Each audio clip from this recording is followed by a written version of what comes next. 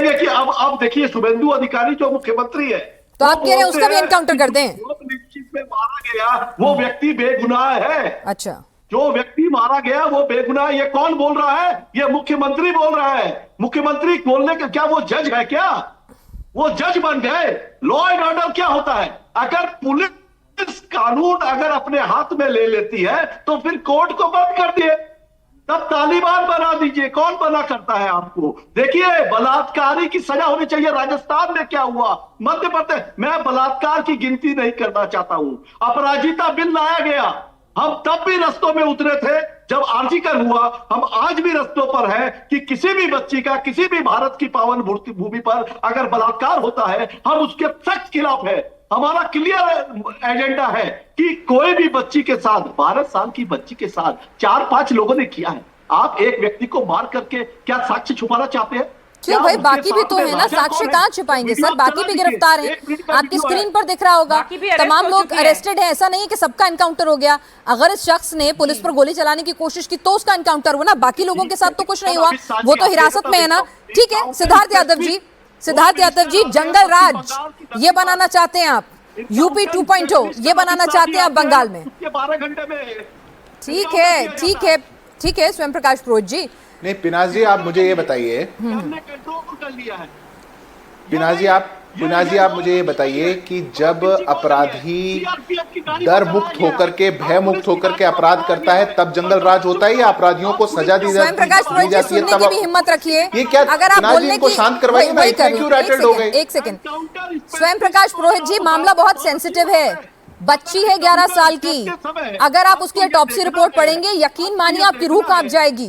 और आप शायद जिस तरह से इस मुद्दे पर सियासत कर रहे हैं, शायद एक स्वर में कहेंगे कि ठीक है, इंसाफ मिलना चाहिए, जितनी जल्दी से जल्दी हो वैसे मिलना चाहिए। एक सेकंड रुक जाइए, जरा सुनने की भी हिम्मत रखिए। सिद्धार्थ यादव जी, ठीक है, जवाब दीजिए। ये आरोप लगा रहे हैं, कीर्ति आजाद ने कहा, महुआ मोइत्रा ने कहा, स्वयं प्रकाश पुरोहित जी भी कह रहे हैं यूपी 2.0 लाना चाहते हैं बंगाल में। देखिए पिनाजी, सबसे पहली बात यह है कि अगर किसी प्रदेश के अंदर अपराधी को यह लगे, जैसा उसको पश्चिम बंगाल में 15 सालों तक लगता था कि मैं कोई भी अपराध करूंगा और उसके बाद मेरे को कोई नहीं पकड़ेगा, मेरी कोई सजा नहीं होगी, उसको जंगल राज कहते हैं। अपराधियों के मन में भय बैठ जाए उसको जंगल राज नहीं कहते हैं। इसलिए एक बात कीर्ति आजाद को, स्वयं पुरोहित को और पूरी टीएमसी को समझ जानी चाहिए। 8% का कन्विक्शन रेट है पश्चिम बंगाल के अंदर। 36 में से 35वें स्थान पे आते हैं कन्विक्शन के मामले में। 17 लाख केसेस पश्चिम बंगाल के अंदर पेंडिंग है, देश के 3rd हाईएस्ट। और आप कह रहे हैं कि नहीं ये तो जंगल राज हो गया। आपके समय में क्या था? आरजीकर करने वालों पर पोछा लगा करके टीएमसी की सरकार उनको बचाने पर आए, आपसे एक प्रिंसिपल ना हटाया जाए, लोगों को आप एविडेंस मिटाने पर लग जाएं, और उसके बाद जनता ने अपना जवाब दे दिया पर बाज नहीं आ रहे हैं।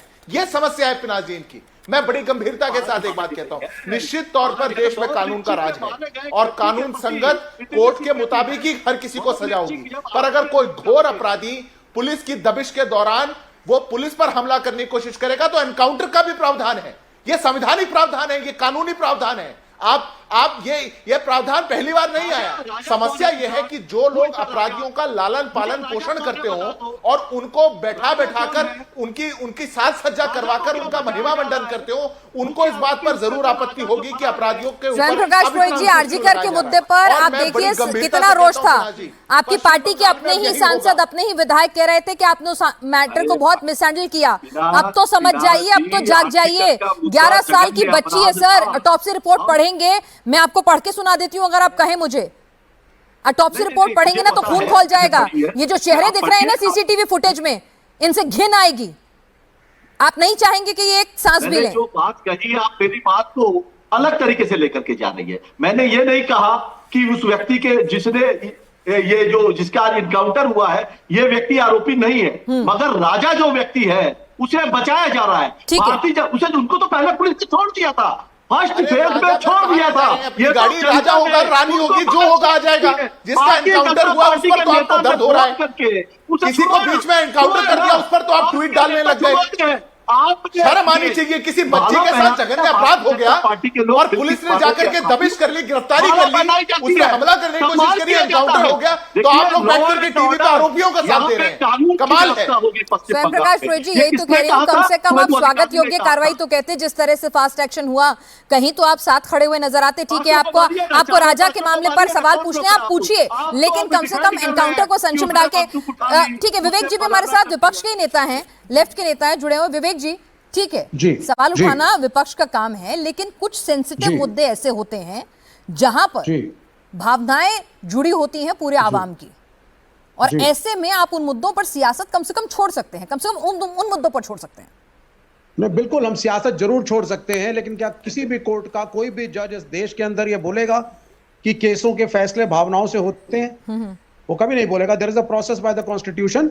जब late prime minister Indira Gandhi को असैसिनेट किया गया था, तो उनके जो असैसिन्स थे उनका केस राम जेठमलानी ने लड़ा था, बीजेपी के थे बाद में, और उन्होंने उसको जस्टिफाई किया था, कहा था कि इस देश के अंदर एक सिविलाइज्ड कंट्री है, बनाना रिपब्लिक नहीं है, और हर एक को ड्यू प्रोसेस ऑफ लॉ के थ्रू ही आप सजा दे सकते हैं।